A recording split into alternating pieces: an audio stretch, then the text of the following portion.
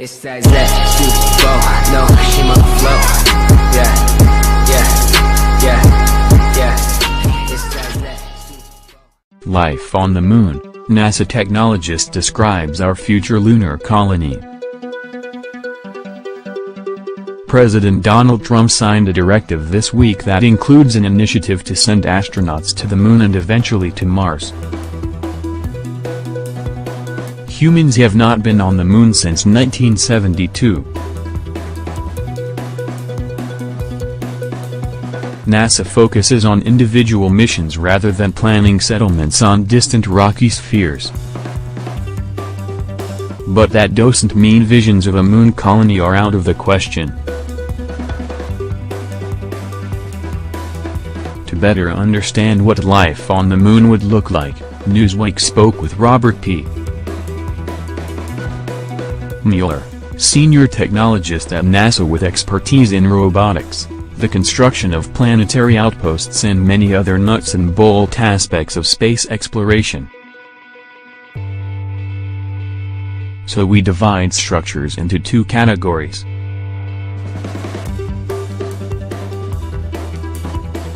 First, we have two-dimensional structures, and that's things like landing pads, roads, parking lots, dust-free zones, even thermal areas that retain the heat for the lunar nights.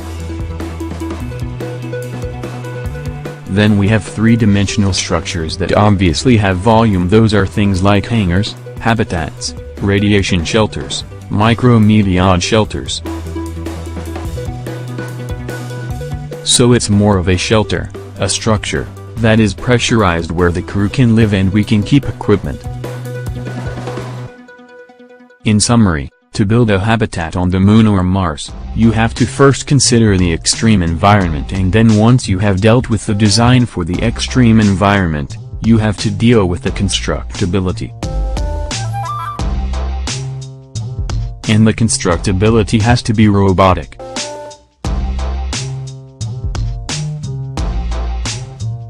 Humans will not be there at the beginning.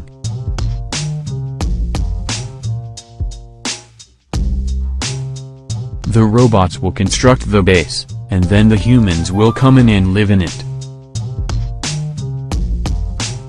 So there's a lot of things to think about, and we're certainly not capable of doing it today, but in the lab, we are developing solutions. I would say within 10 or 20 years we would be ready to do that. So we plan to build all of those with local resources, indigenous materials.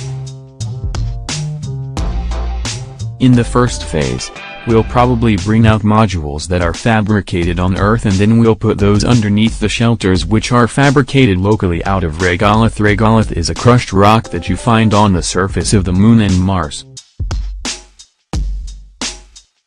And then later on, as the technology evolves, then we won't bring anything from Earth anymore. We'll be Earth independent.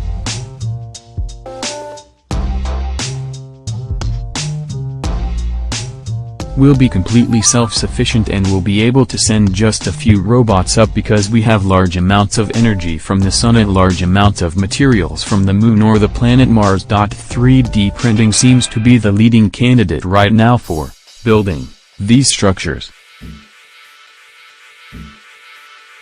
It would be large robotic 3D printers that we deploy in space, or we could even 3D print the 3D printer. So, bring a small 3D printer that 3D prints the components and then assemble a large 3D printer, then use that large 3D printer to build a large structure.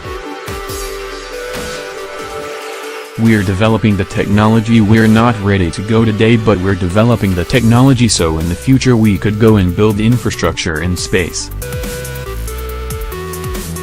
It's the key to life, but it's also the key to transportation in the solar system. So water is the key to everything.